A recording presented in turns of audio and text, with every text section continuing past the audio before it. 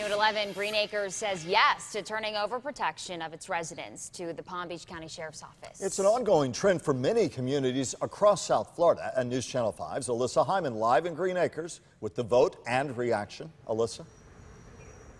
Well, it was a packed house tonight here at City Hall. In fact, standing room only at some points.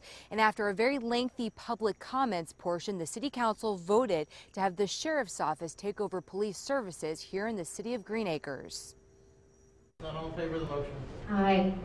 In a 4-to-1 vote, the Greenacres City Council voted to have PBSO take over the Greenacres Police Department. Basically, we had to replace this window. For residents like Jim Crowning, the change can't come soon enough. It's gotten worse and worse, and it doesn't seem like they're keeping up with it. Crowning says his family Jeeps have been broken into 3 times in his Greenacres neighborhood and feels that Greenacres PD isn't equipped to provide adequate protection for the community. Their police department just doesn't have the resources to handle the crime. A concern echoed by some of the council members tonight.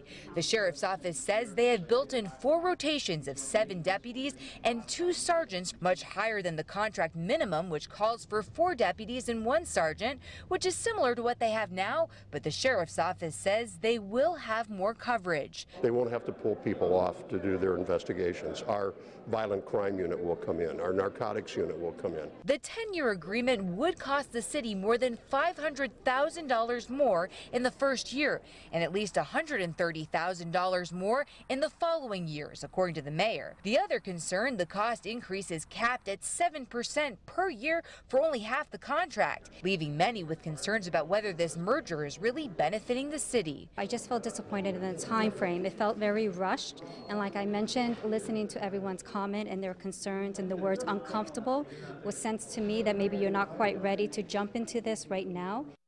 Now, the sheriff's office is looking at a February start date for this contract, and now the Greenacres police officers would have to reapply with the sheriff's office and go through a 2-week training period. Now, some of those additional costs on top of the $130,000 extra a year come from separating the public safety department here in Greenacres, which means things like hiring a fire chief.